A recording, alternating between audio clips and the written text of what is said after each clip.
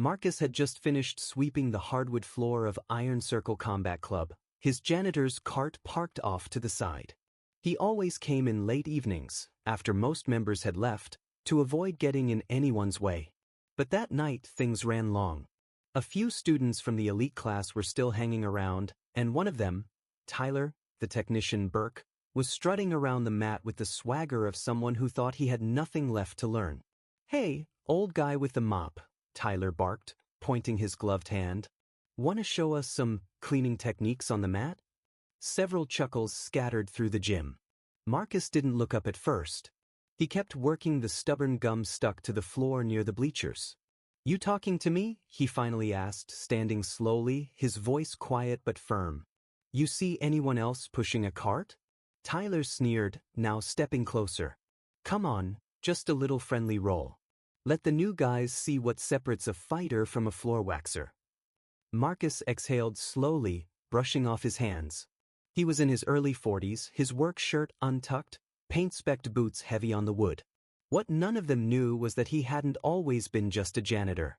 He used to be Mason "Calm Storm" Rivera, an underground combat legend who disappeared from the circuit after a tragic match ended in his partner's death.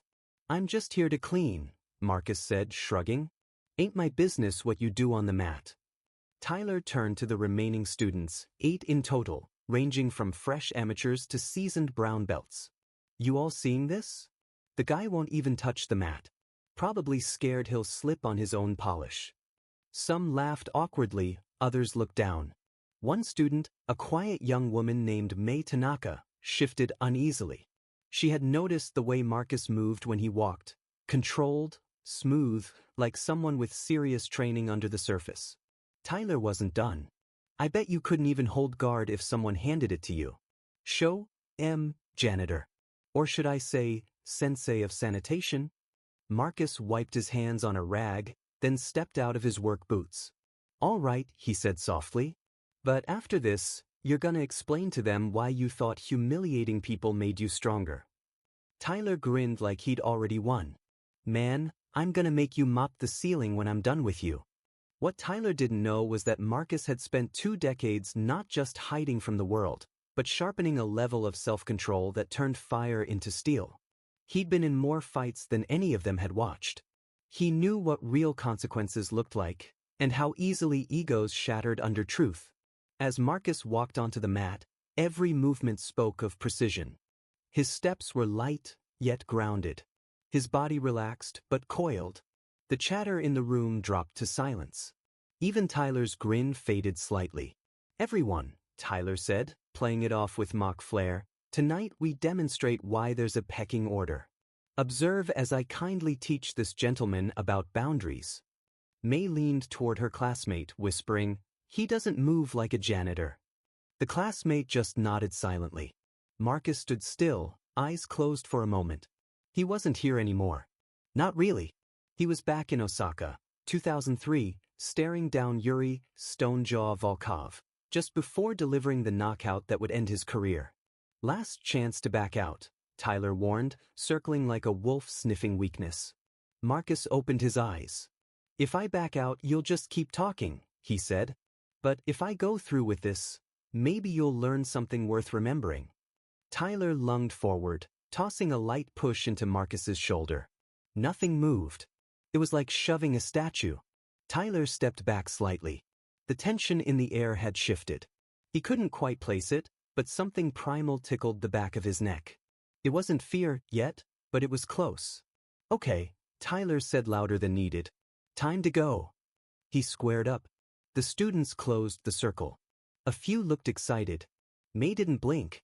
Before the first jab could land, Marcus slid inside the reach, pivoted, and with a fluid sweep had Tyler on his back. It wasn't flashy. It wasn't brutal. But it was decisive. Tyler gasped, stunned on the mat, and for a moment, all he could see was the ceiling lights, too bright, too distant. His pride cracked like a dropped vase. Marcus stepped back, calm and still. "Tell them," he said quietly, "why you made this a show instead of a class." The silence was suffocating. May stepped forward. "Sensei Burke," she said, "this isn't how leadership works." Tyler looked at her, red-faced, furious, humiliated. "Watch yourself," he snapped. "No," she said. "Watch yourself. Because people are done pretending this is about discipline. You're just bullying in uniform."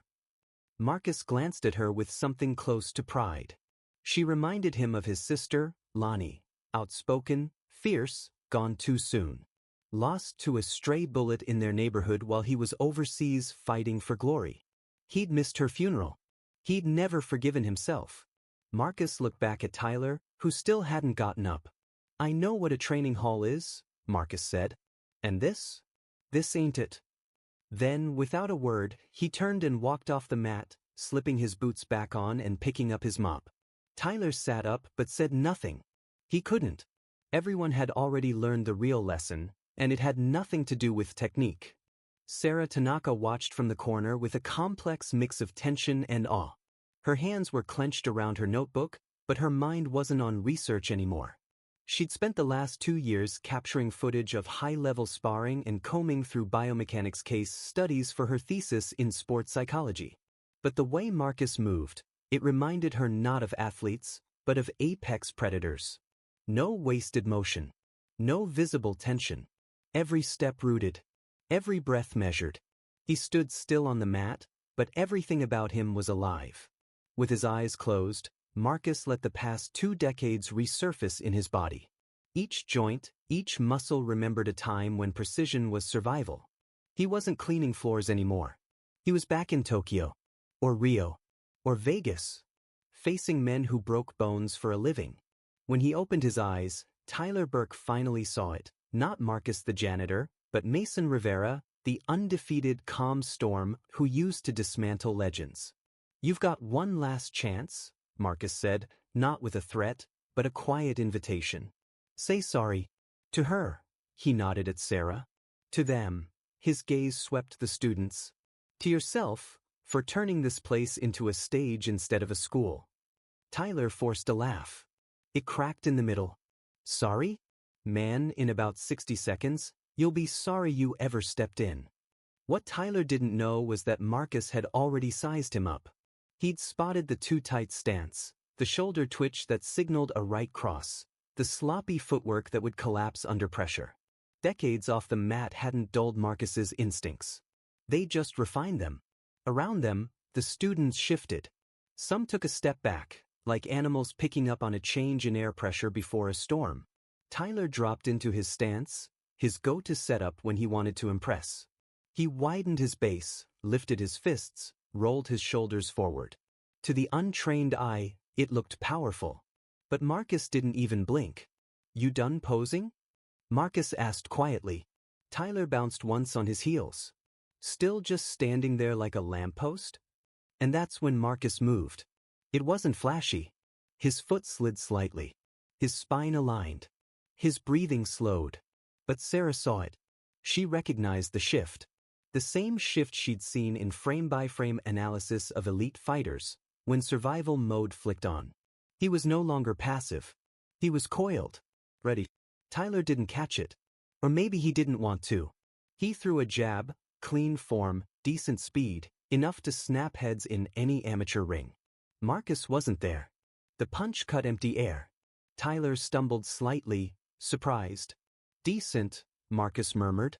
"But you tip your hand with your shoulder." Tyler spun, fired off a combo, jab, cross, hook. One of his favorites. The kind that usually ended sparring sessions early. But Marcus flowed like smoke. The jab sailed over his head. The cross missed as he leaned back with impossible control. The hook missed by inches as Marcus stepped just out of range. "Seen that combo 100 times, Marcus said. "Works on statues. Not on people who move." Now Tyler was sweating. Furious. Embarrassed. Confused. "Stop dancing and fight me." He launched another barrage, sloppier this time. Desperate. But Marcus decided it was time. As Tyler flailed, Marcus moved forward. Fast but smooth, close now. Uncomfortably close. Tyler blinked. "How'd you?" "Want to know the difference between learning how to punch," Marcus said calmly, "and learning how to survive?" Before Tyler could answer, Marcus lifted his right hand and placed his palm lightly against Tyler's chest. There was no shove. No wind-up. Just touch. Tyler flew backward like he'd been hit by a wave. His feet left the mat. He crashed to the floor with a thud that echoed. Silence followed. No one moved. Tyler lay flat, staring at the ceiling, struggling to understand what just happened. Marcus offered a hand. That's leverage. Timing. Control. Things you don't learn in YouTube videos. Tyler didn't take the hand. He stood up on shaking legs. What even is your background? Sarah stepped forward, her voice low. You don't know who he is, do you? She held up her phone. On the screen, images, match records, highlights. Headlines with names Tyler recognized. Mason Rivera, she read. A calm storm. Undefeated. 5-time global MMA champion. Retired at 29 after a fatal accident during training. The words hit the room like a gut punch. Tyler's face turned ghost pale. I had no idea, he stammered. If I'd known. Would it have mattered? Marcus asked gently. Would you have treated me with respect? Or just picked someone else to humiliate? The words landed harder than any strike. Sarah stepped forward again. Sensei Burke, I've trained here for 2 years. Out of respect. But tonight wasn't teaching, it was ego. Students watched silently as Tyler apologized. Marcus accepted with quiet grace. Months later, he taught not punches but purpose. Tyler, humbled, began again. Strength, Marcus said, isn't loud, it's character. Justice came not with force, but like a whisper in motion.